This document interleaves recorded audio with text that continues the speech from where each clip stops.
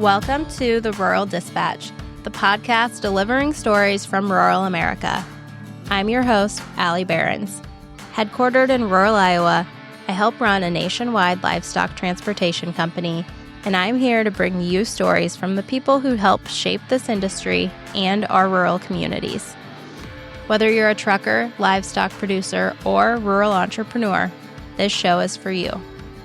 Each week, we explore the realities of rural business life, from the highways to the fields and everything in between. So buckle up and let's dive into today's episode. Well, today we have Denny Kluver with us, who you all, if you've listened to previous episodes, have probably heard us mention. I think he's got plenty of stories for us today, so welcome. Should we start off? Do you just want to tell us about how you got started and all that good stuff? When his dad bought Denny Pudens out, I had drove for Denny for years before that. And when Jeff started this out, it was kind of on a shoestring. We didn't have a whole lot, but we made it work, and we all got along, and we all enjoyed it. And that was the main thing. So what year do you think he bought out Denny Pudens? 81, 82, somewhere in there. That was in the 80s. It wasn't, the farmer got really bad. Yes. Okay. And that. I think he bought 3 pots from Denny, and was it 2 tractors? Something like that. Because I know he had them 2 older Freightliner tractors, and they had 3 of them Wilson pots. And that time it was tandem pots, and your gross weight was 73,280 at that time. 73,280. How long were the trailers? 48 footers. They were 48 footers. Yeah. 48 102s or 48 No, 96? They didn't have the 102s. 102 wasn't a thing yet. Were they slat sides? Yes. They were all Wilson trailers. And they were Wilsons. Yeah. He didn't have nothing else but Wilsons. At that point, were they left-hand load or were they in the middle? The first ones were in the middle. They were in the middle. Then they went to left hand. It was harder to hit the chute. That's some serious precision, trying to hit a chute with the middle, a center load. Yeah. Okay, so 73,280 was the gross weight. Yep. Were they cab over trucks? Yes. Back then, how big of motors were they? Were they Most Cummins? of them were 318 Detroits, and a few people had 335 Cummins. What about transmissions? We had 13 speeds. They did have 13 yeah, speeds. And there was some 10 speeds out. I started hauling cattle in 1968. So did you start helping Denny in 1968? Yeah. Then he bought hogs up there in Breda. He had a buying station in Breda. It's not there anymore. And you'd haul hogs in all day. He had a straight truck, and you'd go out and collect them. And you, that time, you never started loading hogs out till 7 o'clock at night. Then you might go to Cedar Rapids or Davenport or someplace, and you'd have to be back in the morning to load fat cattle. Did he make you run around with the straight trucks then? During the day? Or? During the day, you'd do that.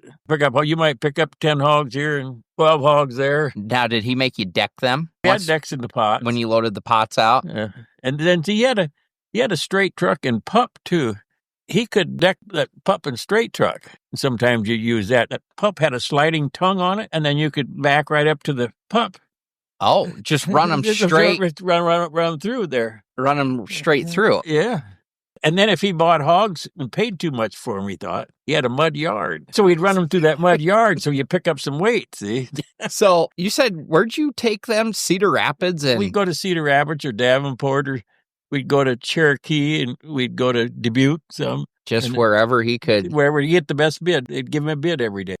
How big were the fat hogs back then? But if you got to 220 pounds, that was a big Otherwise, they'd start docking you if you got them too big. It's crazy. Now they're 300. Yeah.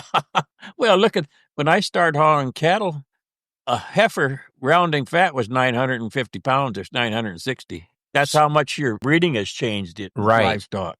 So that'd make a steer, what, 1,050 or 1,100? About 1,050. That just goes to show, everybody's all worried about the numbers going down, but the pounds on these animals anymore is so much higher than it used to be. Did you do some longer stuff for Denny Pudens? Oh, yeah.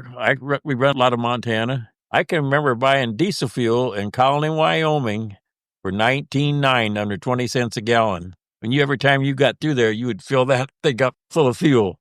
So what was the interstate system like going that way? It ended at Chamberlain. It was 2-lane the rest of the way. Was 212 a thing? Yes. Oh, but it was rough. Was You could about lose your front end if you didn't watch what you was doing with holes in the road. was it interstate from Sioux City to Sioux Falls and then Sioux Falls to Chamberlain? Yep. When I started, it was. All right. How fast do you go? Well, depends upon the wind when you had a 318. I've already come across South Dakota loaded with a north wind. You didn't get over 45 miles an hour.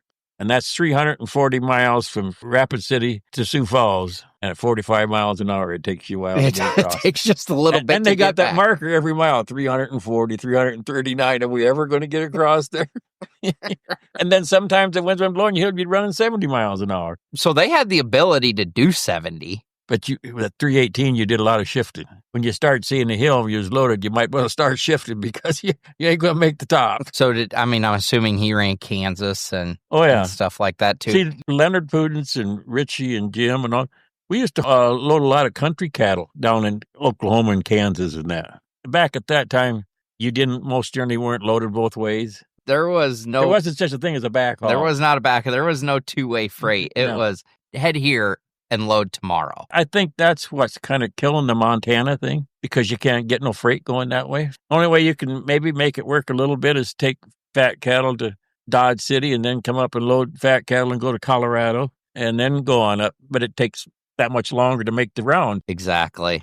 Okay, now we talked about the interstate system going to Montana. Now, what was it like going to Kansas and Oklahoma? We never run much interstate going to Kansas. You run down 75. You go down to Nebraska City. Yep, and down. Okay, so it was 29 there to Nebraska City. Omaha.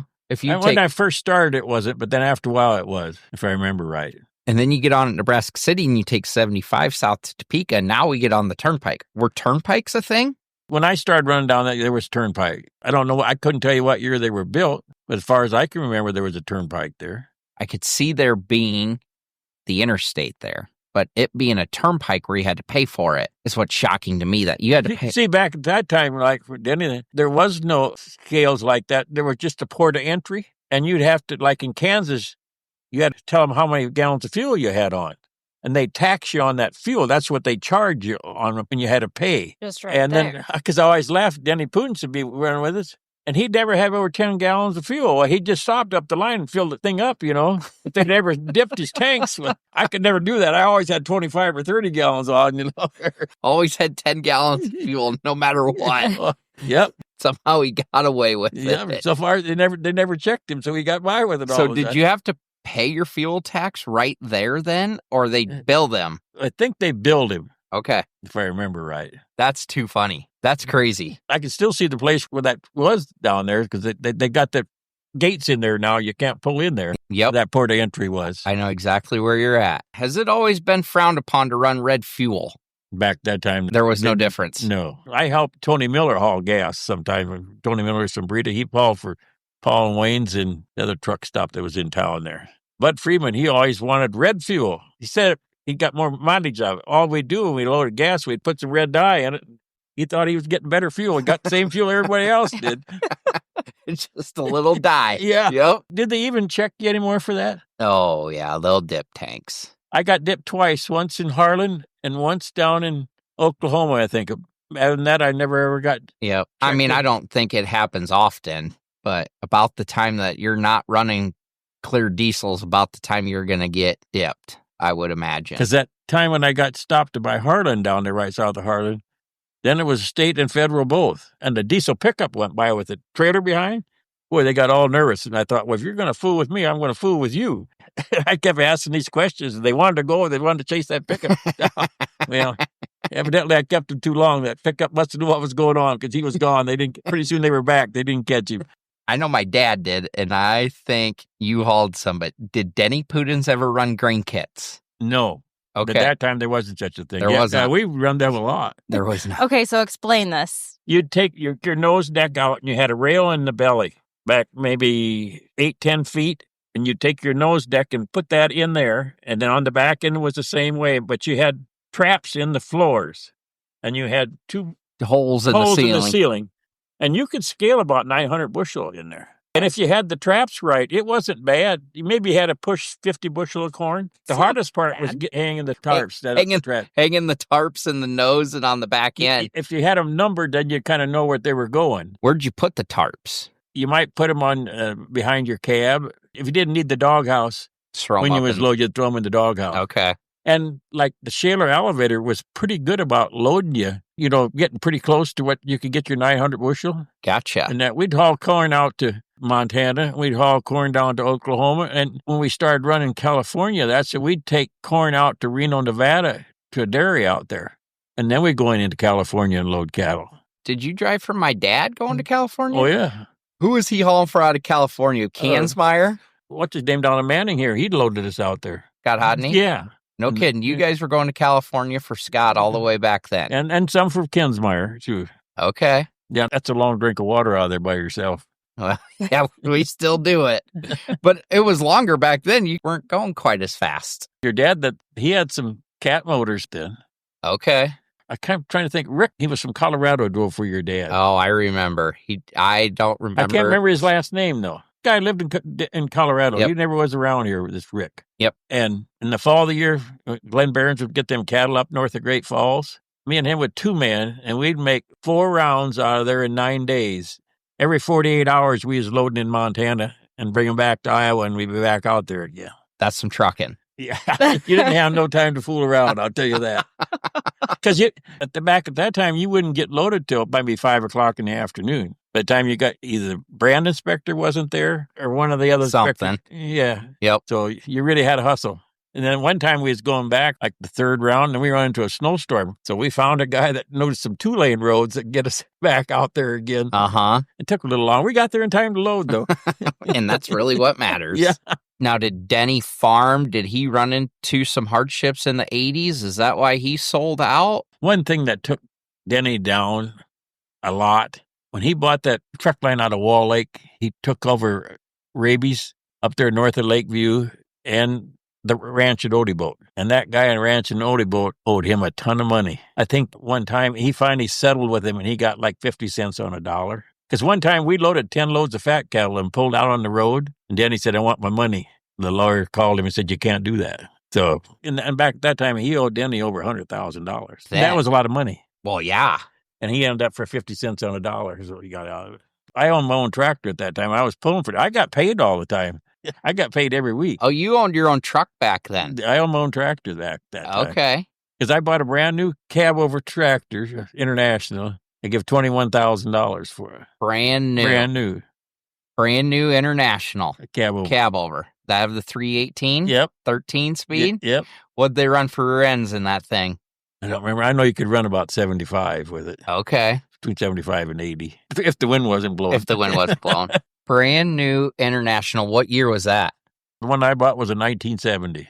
Where did you have to go to get that at that time? I bought it through the International dealer in Carroll here. The International dealer used to be kind of down there by Bliss Tire, somewhere in that neighborhood. Oh, I wouldn't have a clue what Bliss Tire is. It's like, I can't think of that guy's name that owned it, because Leo Smits from Arcadia was a salesman there at that time. And he's the one I bought the truck to. Okay. I wanted a Freightliner, and they were on strike. I couldn't get one. Freightliner was on strike. Because Donnie Stork bought one, was it a year later or something like that? And he got a Freightliner out of Sioux City at that time. Okay. But I couldn't get one at that. They were on strike, and they didn't have any. So $21,000. Crazy. Add a 2. Add 200,000. Yeah. What was a pot probably back at that time? 25, 30,000? And there wasn't as many brands around at that time either. Wilson was the big trailer. So you had Wilson and Chamberlain, right? Yeah.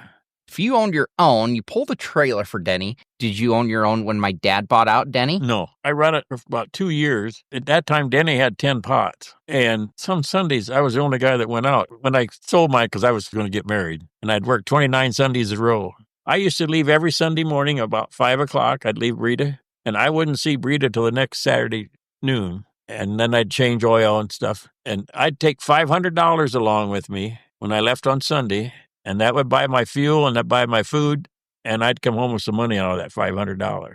What was fuel back then? 40 cents then? No, I don't think it was that high. Was not 40 cents. Gas at that time, I know a lot of people, kids that buy $1 worth of gas and drive around all day Sunday on $1 worth of gas. You could buy a new pickup or car for, what, $3,000, $3,500? Brand new. Yeah. It wasn't all the fancy stuff on like they got now. Right. But I bought a brand new pickup, and I think I give $3,100 was a Chevrolet with just plain Jane. But What do you think wages were? when I started with Denny, I think that was in 68, I got $175 a week. And then, but I didn't pay taxes on the whole $175. You could take like $30 or $40 out for your meal, food on the road. But you're lucky if you got one night a week off. Pretty much you got salary of $175. Yeah. But you were running worked. hard. You were working for that $175. You put a lot of hours in. Like back when I started with Denny, every Sunday, you started loading fat cattle at 6 o'clock in the morning, and you'd make 3 rounds to Omaha on Sunday. That would be down the stockyards. Oh, yeah. That second round, everybody would line up. In the third round, you might be in a mile and a half sitting out there waiting in line to go unload. Were them pots or were they floor trailers? Denny had both. Denny had one of the first pots around here because they pulled that with a 549 gas tractor cab over. Was that like the little engine that could? Yeah, that was just a stockyards thing back then. Yeah. I mean, you weren't really home to the plants. And some guys that go to sleep in that line, and everybody keep passing him. He'd wake up, he'd be mad. That's kind of like sitting at Skylar nowadays. Yeah, kind of. Denny had the buying station. How come he could sell? I mean, the fat cattle didn't go direct to a plant, but how come the fat hogs could, I wonder? Well, I don't know if there was many cattle places. See, I remember when IBP started, that was the closest one around here. Otherwise, they always went to the stockyards on cattle, Chicago or Omaha, or we hauled all the fat cattle went to Omaha around here, but we never hauled any feeders out of there. All the feeders come out of Sioux City. We'd go to the stockyards in Sioux City and pick up feeder cattle a lot. Oh. But we never hauled any feeders cattle out of Omaha. Now, did you ever haul anything and put it on the rail for them to take it to Chicago? Or No, but I unloaded off the rail. Where at? Right here in Carroll. What's his name? South Arcadia. God, I can't think of their name now. But they had cattle come in from out west in the rail. And that one time we sit there for 24 hours. They'd go through Carroll to Boone, couldn't get them stopped. Then they'd go back to Valley, Nebraska, and then they'd go back through again. Couldn't get them stopped. Finally, they did the next day. They went through Carroll 3 or 4 times. And just watch them? Yeah. Like, hey.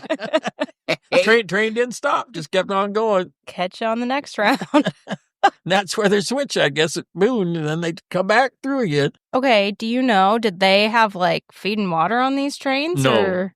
I don't know if they had to unload them how many times. If they did or not, I don't know. Crazy. So you'd unload them right in Carroll. There used to be some yards down there where Walmart used to be. Oh, yep. There was an old stockyard there. So, I mean, that's still kind of like the train depot, downtown yet. No. It was a little, where the depot is, it'd be a little further west down in that bottom down there. Okay. In that. Yep. So it'd be like behind, like you said, where old Walmart is, and then that goes back behind where Baumgar's is. Yeah. Now. Oh, okay. Was there a bypass back then? We got the bypass that goes over now on 71. No, there wasn't a bypass. See, there never used to be one in Missouri Valley either. I had a load of fat cattle on one day. I was tired. I had the train come. I was sitting there and I fell asleep. Finally, a highway patrolman come and he knocked on my door. He said, you're kind of goofing up traffic here. It'd be nice if you'd move, he said. Speaking of, what'd you say that was a highway patrol? Yeah. Okay. So they didn't have DOT back then. Okay, that's where I was going with this. See, when I started, you never kept a logbook. You didn't have a logbook. One day I was coming out of Montana and I stopped at the port at Belle Fourche. I was thirsty at night and I wanted to pop. Asked that guy in there, I said, do you want to pop? He said, no. He said, by the way, when do you sleep? He said, you're going through here every other day. Oh, he said, don't answer that. I don't want to know, he said. Now, when did they start requiring logs? I couldn't tell you for sure. How mad was everybody when the law made you start keeping track of your hours? Well, if you wanted to do it, you did it. If you didn't get caught. Well, your dad, when he was over north of Glidden, the DOT, the federal and the state were there both at the same time once. And them two fought like cats and dogs with each other. And one of them guys said to me, he said, you got to log your off time. I said, what? He said, you got to log your off time. I said, you log your off time? No. Well, I said, I ain't going to either. I said, that's my business, what I do in my off time. It ain't your business. He didn't say no more to me. Because, I wasn't considered a full-time driver. I was a part-time guy that got 80, 90,000 miles a year. So I never had the same truck. Because I asked your dad one day, how come I never get the same truck? He said, you'll tell me what's wrong with it. A lot of them guys won't tell me anything. And he said, then we'll get it fixed. If you fix the little things, if you don't, it leads to big things, That's true. That is true. Well, I think you was with me that time.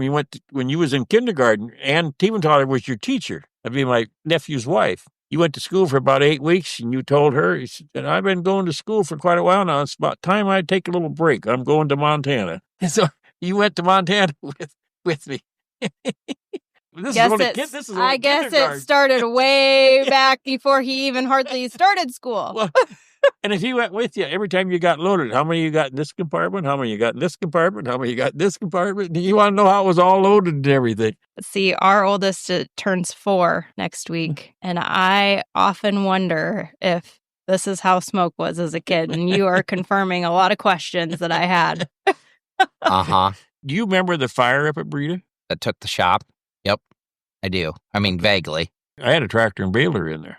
Oh, did you? Oh. It didn't burn the tractor. Took the paint off, but didn't burn the tractor up. Okay. Just got a little hot. Yeah, because I baled some hay. Your dad wanted some grass hay down around there someplace, and we got done that night. I just pulled it in the shed. That's the night the fire was. After that, we never had no shed for a long time. So that was one of our questions, where he went. We don't know where Jeff went after that place. For a while, we remember the old sale barn west of Carroll there? That's where we parked the trucks for a while. Okay. At one time. And I don't remember where we went after that. Did he ever rebuild in Breda or no? No. They sold that. Okay. And Tony's bought that. So that went straight from my dad to You see, we had a washout up there in Breda. I remember that also. Yep. Denny put that in. Okay. So Dad bought out Denny in roughly 81 or 82, and then you drove for him. Yeah. I was the part-time man. Yep. But how many trucks do you think he started with? Did Dad already have trucks when he bought Denny out? Before that, he had a truck and a grain trailer, because he was hauling grain and stuff like that. Okay. And then if he bought another truck, because one time he had 2 Ford truck tractors, conventionals. He had a red one and a blue one. And the red one was I think a 400 Cat. Okay, this is great. I told Allie, I said, I want to ask Kluver about the Fords. So I said, I remember there was a red one and there was a blue one. And you couldn't have been very old, but you remember it. There's no way I was even in kindergarten. So tell us about them Fords. They were nice trucks. And later on, he had a Ford cab over at one time, too. Okay. But the Ford conventionals, what'd they have for motors? What brand even? They were cats. They had cats in them. Oh, yeah. And then your dad put a driver in that red one, and every year he had to overhaul that motor. He just run the hell out of it. I told your dad one day, I said, you can't make no money doing that. Well, he puts a lot of miles. I said, you can't make enough miles if you got to overhaul a motor every year. Then one year he even put a brand new motor in. The next year he had to overhaul it. Gotcha. That driver didn't use any common sense. Yeah. I'd laugh and he'd hire some of these drivers. He'd look at me and I wouldn't say anything. About 2 weeks later, guess you're right. I shouldn't have hired him. He said, well, that's a trial and error deal. You never know till you try. Well, you know what, Denny? That sounds like things that go on around here still to this day. It's just some of them guys you could see right away they weren't going to take care of nothing or anything. Didn't have anybody else to drive it. I don't know. Yep. Maybe he was better off leaving it sit. I don't know. Because he'd buy something like Randy Reisberg. He bought a Freightliner cab over from him and had to take that to Oklahoma City because there wasn't other trucks around to get a load of feeder cattle. I took 35 gallons of water along, and that didn't get me to Oklahoma City. That's how bad the radiator was leaking. So you told me this story at my dad's funeral. Yeah. You said Dad called you one night and said, Kluver, I need you to head to Oak City. You said, all right, Jeff, what truck am I taking? And he said, whatever cab over it was. You go, an old brown Freightliner cab over. Well, Jeff, that thing's leaking water. Yeah. I threw 35 gallons under the bunk for you. I filled a whole bunch of cans up. I'd stop every so often, dump some in, and the way I'd go. So I used all 35 gallons on the way to Oklahoma City. I got down there, I refilled the 35 gallons, and I loaded and came home. You imagine if we had to tell somebody they were going to have to put 35 gallons of antifreeze. Well, that time, the wiring in them pots wasn't real good. You always took a roll of electrical wire along because you'd have to wire from here to here to make them so you had lights or something. We went through a lot. I never had an argument with your dad all the years I drove with him. I had his checkbook for years. Because one day I was in Idaho and my shoes weren't too good. I wanted to buy a new pair of boots and I didn't have enough money with me. So I called your dad. I said, you mind if I write a check? What the hell are you calling me for? Get the damn boots and get on the road. I said, just take it out of my paycheck when I get home. We always run with checks. Like we'd haul for Conley out of Kentucky. Yep. We'd load in West Virginia or any of them places. You always stop there and he'd look in the pot and check to see the cattle. And then he'd write you a check like for $700 for fuel. And so you had money to run on going home. And I had one of them checks one day down in Oklahoma and I pulled into a truck stop. And I went in there. I said, well, you take a Conley check? Oh, hell yeah, we'll take a Conley check, he said. Because that Conley must have been like this with the governor out there. Okay. Because if we loaded some of the places and we was overloaded, if we was going through Kentucky, we'd call him and tell him what our truck number was and everything. He'd call the governor. We'd come to scale. We'd get the green light. So it ain't what you know, it's who you know. That's most cases. That is most cases. We all know my dad hauled livestock. Did he dabble in the hopper business, in the dry vans, and, did you ever? No, it was pretty well all pots back at that time. We hauled square bales of hay out east, too, pots. In the pots? Yeah, we'd put about 700 bales in there. Now, did you have to load yourself? No, we'd take it down by Dad and we'd help him load, but we had to unload them out there. Okay. Because one day I got into one of them places. You couldn't get the pot into them horse people. Couldn't get the pot in there.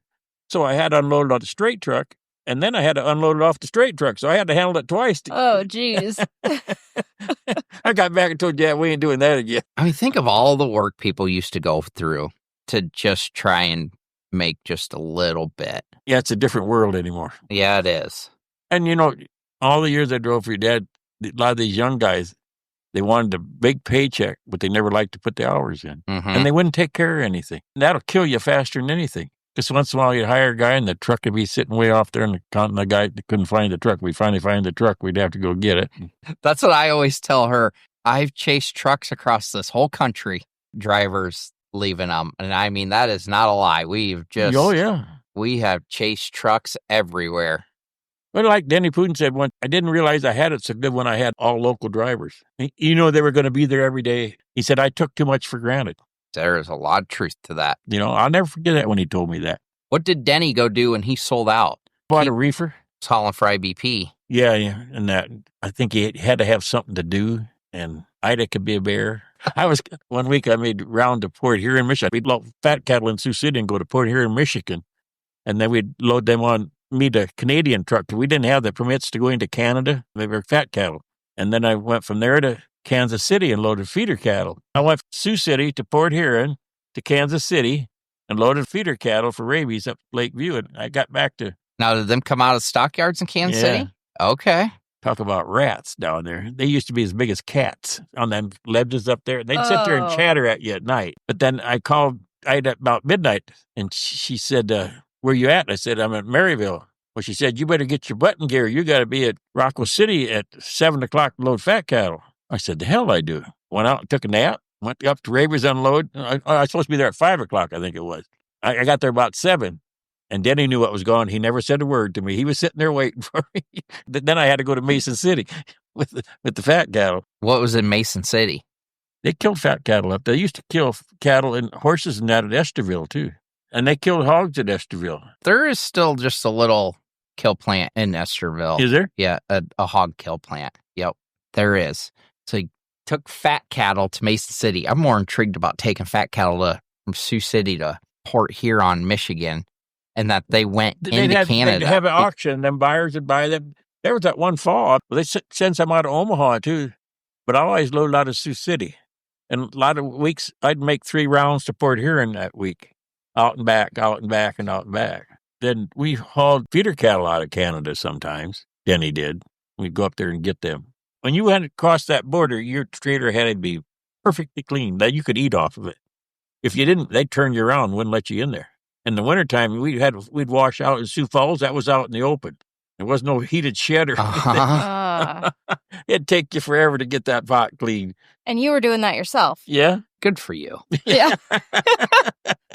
Did things change or you guys all trucked once my dad took over for Denny, or did you guys still kind of all do the same? Things started to change at that time. It was, he was going more to like the fat cattle went to Denison and places like that, or Dakota City or something like that. There wasn't much went open stockyards anymore. That really cut back on that after they got the packing plants around here. Yep. See, when we first started like going to Denison, you could make 4 rounds that morning. And then after a while, I got to 3 rounds. And then pretty soon, nothing after 10:30. Yeah, that always used to be the big thing, was 2 rounds to Denison in the morning. And then Amp Pride. Stop for breakfast. Stop for breakfast. Then they had a plant in Fort Dodge. IBP What was did. it? Oh, IBP had one in Fort Dodge. Yep.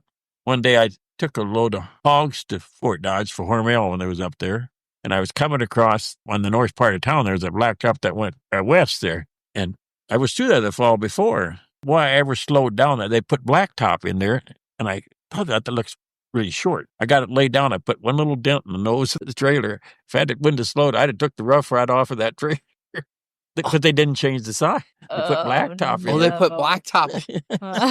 That's the closest I ever come to taking the roof off. Old Jeffy. Yep. He is missed around here. We know that. I enjoyed working for him. You worked for him from 82 to 10 years ago, be roughly 2014. 32 years worked for the same man. That's dedication. I enjoyed it. Like I said, we never had an argument. And like I said, I had his checkbook for years. When I had to leave, I always had money for fuel. And if anything went wrong, or if it went wrong, I would call him and get it fixed or whatever. But I never had a whole lot of trouble. He was the only guy that I ever knew that got 3 speeding tickets in one day in 3 different states. Because I teased him at that all the time. We're going to get you a 238, put a governor on it. Then you can't get picked up. Get the hell out of here. But you were with my dad from the beginning, and he went through so many trials and tribulations. You remember that farm, after him and my mom got divorced, that farm just east of Carroll. Yeah, I remember that. And he had an old cabbage cutter trailer and that green cab over Freightliner that he drove. And they had the air power steering, and you go down the road, you went like this took that to Montana once. Then he took it once. I guess you're right. Same way that he had that Freightliner went over in a tornado down in Oklahoma. It was red and white. Insurance company, well, he bought it back and he took it to Sioux City, had it fixed. He sent me to Montana with it. It was in the wintertime, cold out. They didn't put any insulation in the front back there. I took it to Montana. You could spill coffee on the doghouse. It'd freeze. It was that cold in there coming home. I said, I ain't taking that again out there. We said, I'll do it. He made one trip and went to the auction in Sioux City. No, but he always overcame. I mean, just in my lifespan, Dad passed away 3 years ago. So I was 35 when my dad passed away. And then 35 years, I'm pretty sure I seen him go broke like 4 times. I always tell everybody, actually, my dad's famous line always was, oh, it'll be fine. Yeah. But what if it ain't fine, Dad? Well, because I got a feeling it's not going to. When he'd overhaul a motor, he'd never put new hoses on it. Twice in 1 week, he had 2 trucks to go down in the turnpike, and he had to get somebody out to put new hoses on it. See, that's pretty expensive hose. I said, yeah. It'd been a lot cheaper if you'd just put them on in the first place. In the first place. Yeah, that's exactly right. Well, when we bought him that cab over for his 60th birthday, I rode with Pork. We picked that thing up. It was somewhere down around the Woodward, Oklahoma area. This is a typical Behrens story, I feel like. So I'd pretty much already told the guy I was going to take it. Rode with Pork. We went to Liberal. Then we went over by Woodward, picked it up, looked at it, paid him for it. And we're coming home, and I'm going around the scale there on the turnpike. You get off, take that little road, and go around? Yep. South Haven there. Yep. The Kansas-Oklahoma line. Yep. I get pulled over going around the scale. And I'm bobtail in this cab over. I have no paperwork. I gave him $15,000 cash. I get pulled over. And it was sketchy. I know it was. I'm like, I just bought this thing. I don't have no bill of sale. I don't got nothing. Anyway, for some reason, he let me go. So we're cruising up the turnpike, below a water line. So there me and Pork are. The side of the turnpike. We've blown a water line on this cab over. And we were in the middle of nowhere. We're like, now what? Well, we went to go jack it up. Jack didn't work. Pork somehow, he reaches up in there, gets the line spliced, gets it put back on, and there is a pond, 300 yards. And we didn't have no jugs with us, no nothing. But we had both stop and got a pop. Oh, I had 2 20-ounce pop holes. I walked I don't even know how many times I walked to that pond. I'd fill up 2 pop bottles. And I walked back, and we did that until we filled it up. And I'm thinking, my God, is this what it used to be like back in the 80s? Because this is horrible. That sucks. I mean, back then you broke down alongside the road. You couldn't call nobody. What'd you do, Denny? Well, your dad had never been to Montana. I was going out there, and I'd been out there before. I had a toolbox. I had all these tools, and I had wire, and I had duct tape, and I had hose I could split. I could connect it, and hose clamps and all.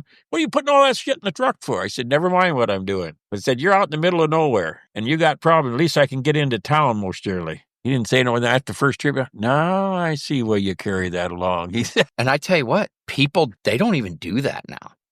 I mean, you're lucky you can get somebody to have a screwdriver and a vice grip. Well, it's hard to find somebody to fix a tire anymore, I think. That's the other thing we run into, Denny, is a lot of people will not fix a tire on a loaded livestock trailer. Yeah, okay. The liability out there, their companies will not let them. I just had a situation just this weekend, actually, on Saturday. We had a driver out in Ogallala, Nebraska, and the brackets, it was a triple axle trailer, dual lift, and both brackets for the brake cans broke off the axle. I think a lot of that has to do with the roads anymore. Oh, yeah. To be honest with you. Definitely. Anyway, they call and they said, well, it's Saturday afternoon. They don't have these brake cans. They can't find them anywhere. Nobody's open till Monday. And I go, well, no big deal. Just back the brakes off. Tell them to cap the lines. And you're coming home anyway. Fix them when you get back. They were at the TA in Ogallala, and company policy would not let them. So we're already in the shop, and they will not cap the lines. So I said, well, pull out in the parking lot. It was on the back axle, luckily. We could raise it up in the air. And I said, well, pull out in the parking lot. And we found then we had to call a service truck. So we found a service truck that would come and cap them lines off. I was like, we don't necessarily need the brakes, but company policy just does not let people do stuff like that anymore. I mean, the liability, they don't get to do shady stuff. Do you remember when he bought them 2 brand new Pete's with automatics? Over at Glidden.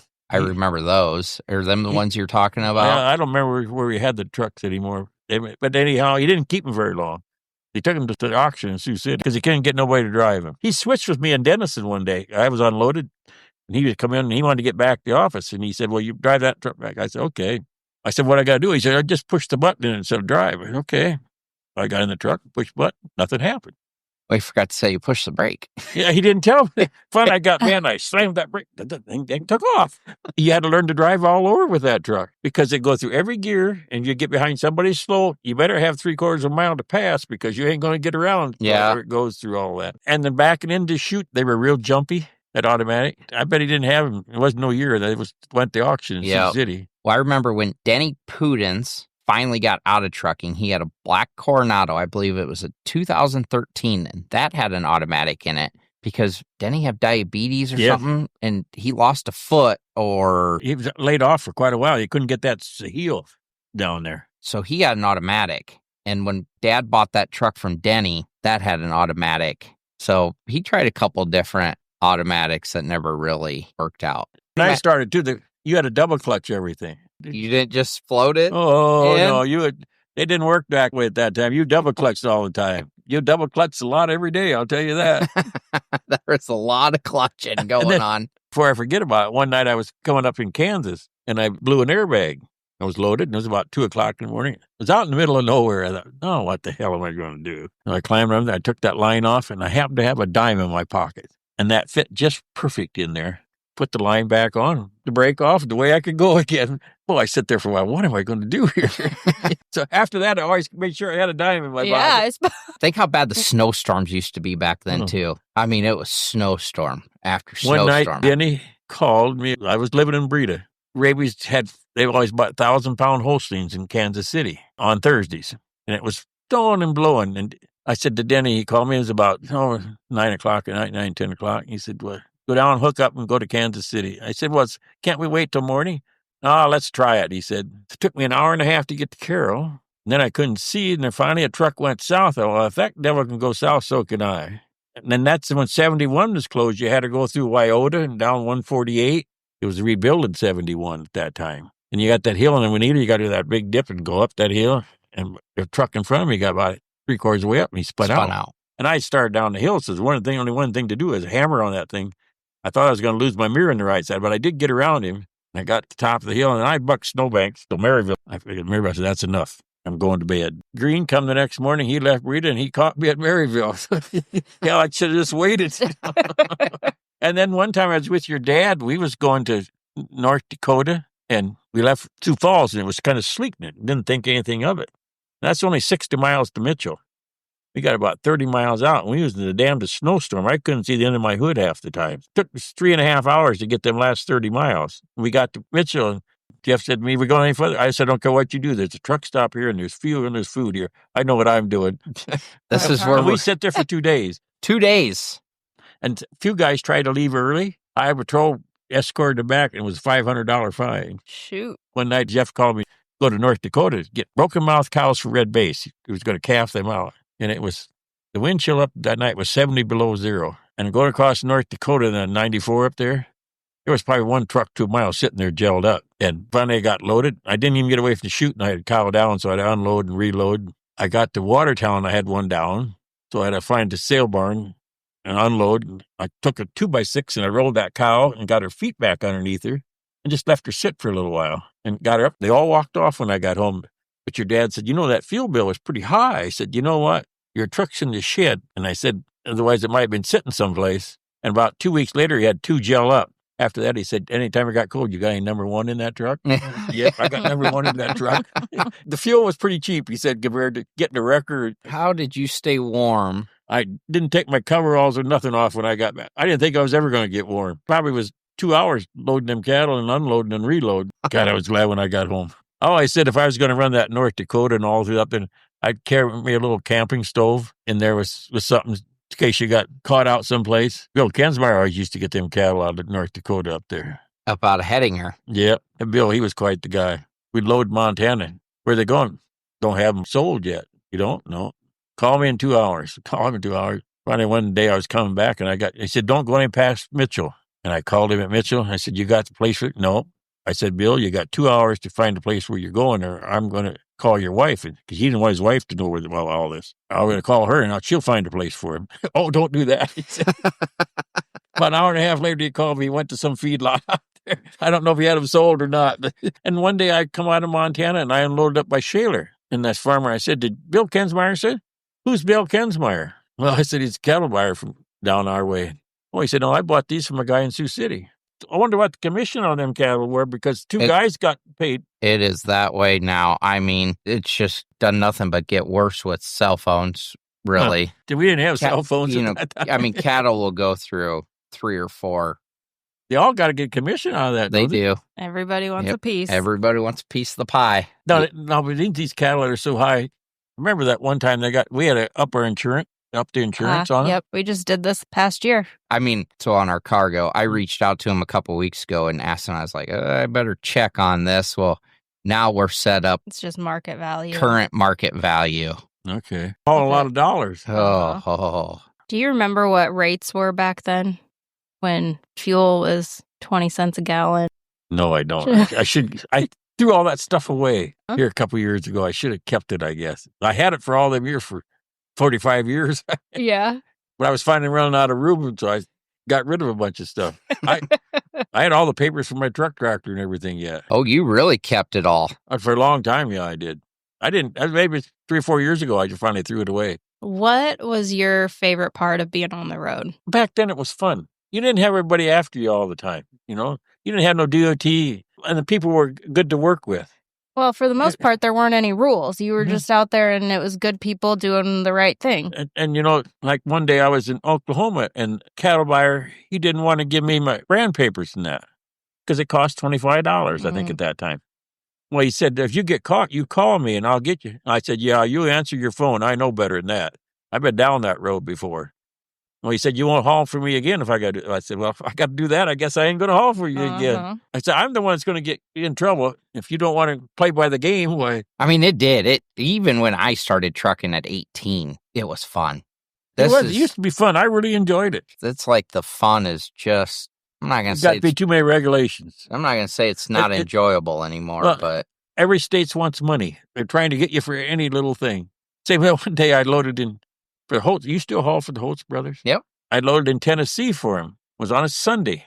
Well, they guessed the weight. Now, closest scale I could weigh was 100 miles away. And I loaded on the go up to the churchyard and turn around. So that's why I had to go early Sunday morning before the people went to church. And I'm Southern Baptist throughout the country all over. And I blocked the road when we loaded cattle. Got as far as Illinois. And I met two reefer drivers. I said, is that scale open there on the interstate? Oh, it's all locked up. Okay. Get there, it's wide open. Pull in there. You had to pay the fine right on the spot. And you couldn't be a penny short or a penny long. I had to dig to the truck to find a little change. I did weigh after I was closest when I was over 100 miles. I wasn't going to go back and unload. yeah. Well, right. But Holtz paid me for it when I got back here. But most generally, they had a scale where you're loaded, but they just guessed the weight that day. Now, what was your first cell phones? Did you have bag phones? That was the first phones ever. I never had one, but there was some of the guys having the bag phone. And really, that was the best reception. It worked better than a lot of these do. Yep. But, at that time, you didn't have near the towers out or anything either. So, like these back at that time, first when you wouldn't have got no reception. I never had one on the roads. But your dad, he'd be in the office and they'd call for these loads. And he'd be writing addresses down, but sometimes he was thinking about something else. I always like to have a phone number. Make sure he had this right. This isn't a place. Yeah. Well, and I always think about that. Now everything is Google Maps. So when I send out dispatch, I send a pin drop. So you find the place on this Google Maps and then you click on it and then you send it in a text message to whoever it's going to. And then all they do is click on it and it shows you directions right to it. Are they always pretty accurate? Yeah. Are they? Yep. I mean, sometimes it might take you, make you do more turns or take more gravel than you have to. But I mean, it'll always take you right to where you need to be. You got to kind of look for low bridges and everything. Well, low bridges, railroad tracks. We had that guy get hung up on some tracks. Yep. What was that, last year, 2 years ago? Would you have a low belly pot? Yep. Yep. Yeah, But, you had to watch that. People give you the pin drop nowadays. They don't give you the directions like they used to. Come in this way versus on a map. It looks shorter, but yeah. Right. Yeah. See, we used to advise city maps and all that stuff. Well, I know, and I'm not even that old, but when I started, I always tried to carry a state map with me. The atlas didn't have everything in it. Right. So you had an atlas. A lot of the small towns or anything weren't in that atlas. Did you have a CDL? I got kind of grandfathered in because I had to take the written test, but I didn't have to drive, being I had a chauffeur's license. When they come out with that CDL, all I did for about 3 weeks was haul guys around. If you didn't pass the test here, we'd go to the another courthouse the next day. So when you were working for Denny back in 68, bought your own truck in 70, you had a chauffeur's license? I had a chauffeur. When I got out of the service, I had drove a semi in Germany, hauling mail. So I went up to Sac City to get my chauffeur's license. I took the written test. At that time, the Highway Patrol took you out, if you had to drive to get it first. The Highway Patrol, when I come out, he said, well, where's your truck? I said, I ain't got one here. He said, well, why not? I said, well, I didn't know I took the test, but I said I did drive semi in the service. He said, you did? I said, yeah, I hauled mail over in Germany. Well, why waste my time and your time? Go and get your damn license, he said. So I never did have to drive. How long were you in the service for? 4 years. 4 years. I spent 3 years in Germany. Okay. I was there from 65 to 68. And then when I got about 6 months early out, when I come back to the States, they didn't have no use for me because I was in postal and everybody pulled by civilians here and they didn't want to learn me a new career. So I went to California and I waited about 3 weeks for my discharge and then I was done. It was a good time in Germany, but the beer was really good. Like you had pop machines here where you could pull up. They had beer machines. You pull up with your car and get a snap cap bottle of beer and away you go again. Them people that worked on the airplanes over there in Germany, they all drank beer on their breaks. They didn't drink water. They said the water was no good. When you get older, it don't taste as good as it used to. Yeah, it don't even taste as good now as it used to. Yeah. I'm not even that old, so. When the interstate ended in South Dakota, Leonard White and Buck Peterson and me, where he was coming out of Montana, and Leonard White only had a 10-speed. He couldn't run as fast. So when we pulled out of there, I got in the left lane to pass him. Leonard White coming my way, and I thought, what's he coming my way? Here, Buck Peterson was coming around on the right. We was 3 abreast on the interstate for a while. Buck, he'd try anything. You know what would happen these days. Oh, yeah. Well, back then, we get out to Montana in the morning. Well, George Strait went with us. He used to run the beer joint in Carnivan there. He drove part-time once in a while. One morning we got out there, and it was just daybreak. We stopped, and we was about there where he was going to go, and he always had a jug with him. He pulled that out, he gave it to me first, so I threw the cap over my shoulder. We passed it around, we give it back to George. We had about that much left in the box. I can see why you threw the cap away. I know running Montana are some of your fondest memories of trucking. But like us personally anyway, that's just not something we do. I mean, we don't have the buyers, anymore. Does Glenn still buy any cattle out there anymore? Nope. He used to go out there. His dad would come out and relieve him. He'd come home for a week or two, and Frank, he'd load us out there. And a lot of years, I made at least 15 rounds out of there every fall. I'm telling you, that is just not a thing anymore. But like I said, what killed that is you can't get nothing going that way. The freight gets high then. It does. Okay, now I didn't realize that. Glenn's dad was a cattle buyer. He'd relieve him out there. He'd come out and do the paperwork and that when he'd load and stuff. Then he'd be for a week or so. Okay. And then Glenn would come back again. And okay. See, when Glenn first started going on, he went with us in the trucks. Gotcha. Same way like when A.J. Schwarzkopf went to Oklahoma City when he first started, I'd take him down there every Sunday in the truck. And he'd get a motel. And we'd leave about noon on Sunday, get down there and get a motel. He'd go to bed. I'd go to the bar. I wouldn't load till Monday night. Yeah. And then he'd come home with me. You'd take off in the truck on Sunday, go down, get a room. He'd buy a load Monday. Yeah. He'd be at the Monday and buy some cattle and then bring them home. We'd go load and then we'd come home. And then that's how Glenn's when he started going to Oklahoma and that, he went with us in the truck. Okay. Then he started driving after that. See, that's my memories of hauling corn is we always dumped corn when I was riding with Dad. I never did it driving myself, but riding with Dad, that's my memories of hauling corn is we would dump corn every Monday morning in Oklahoma, and then Glenn right west of Oklahoma City, there was a feedlot there. Yeah. You remember when you went with us to haul horses to Fort Worth? Oh, I remember hauling horses, yes. We had a little red Peterbilt. You and your brother and me took horses down there one day. Dad used to haul a lot of horses. Yeah. There was a place in Dallas and a place in Fort Worth that killed him. Yep.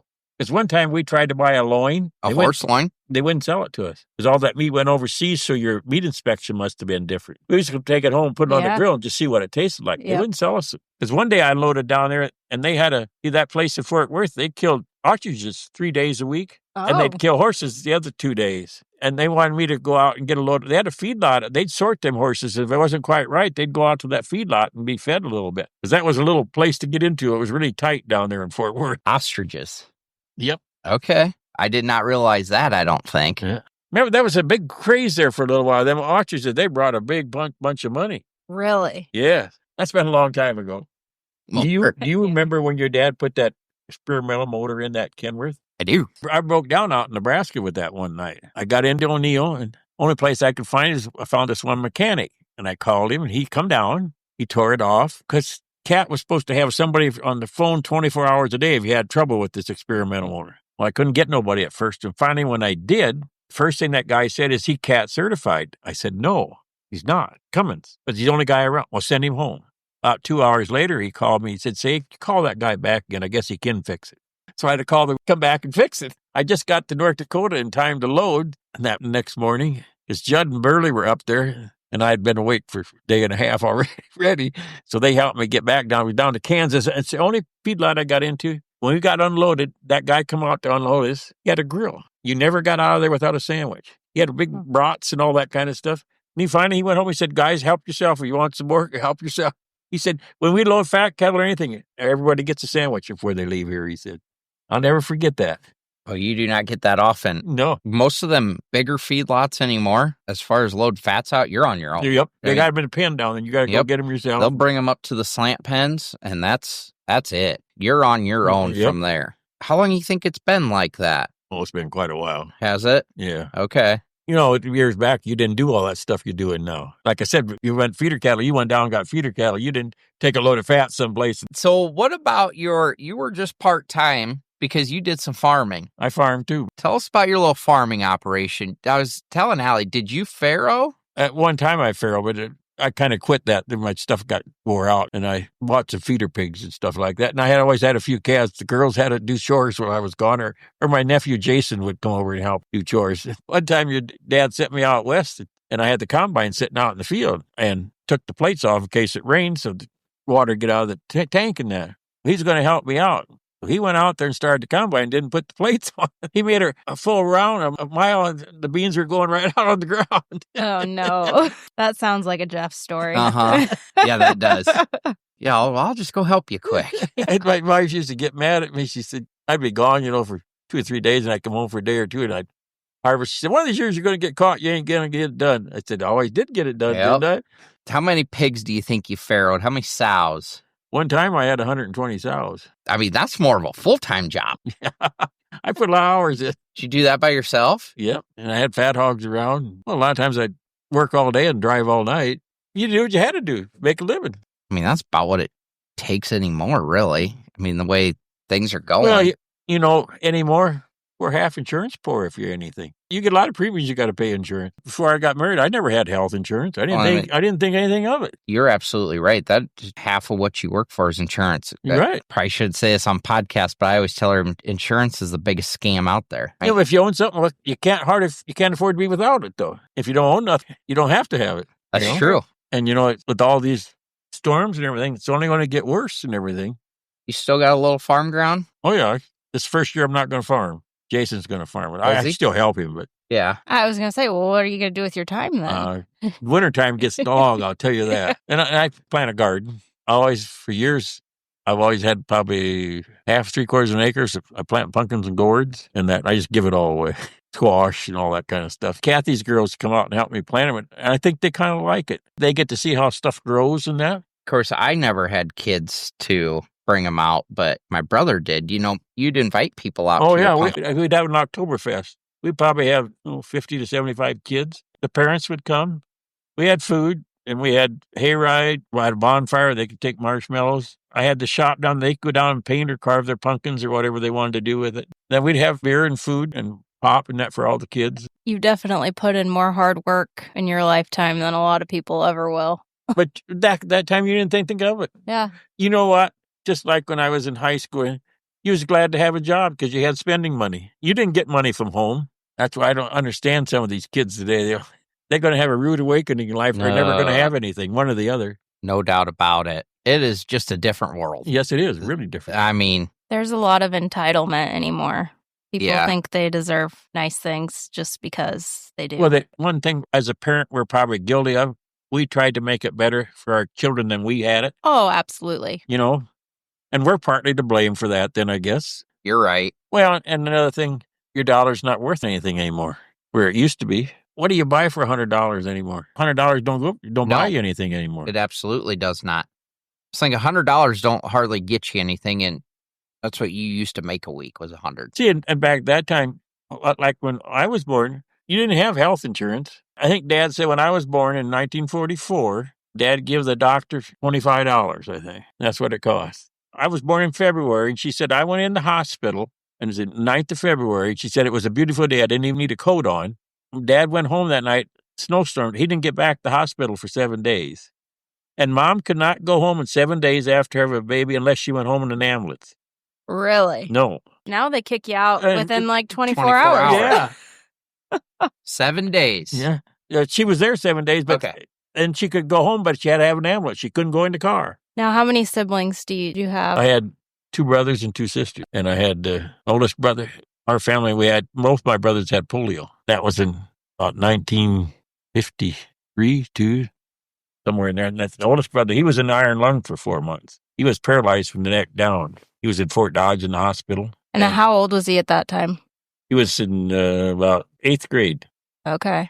And my younger brother, he never was in the hospital, but he's got one leg that's shorter than the other one. He has a lot of trouble with it. He's like 76 now. Is he around here?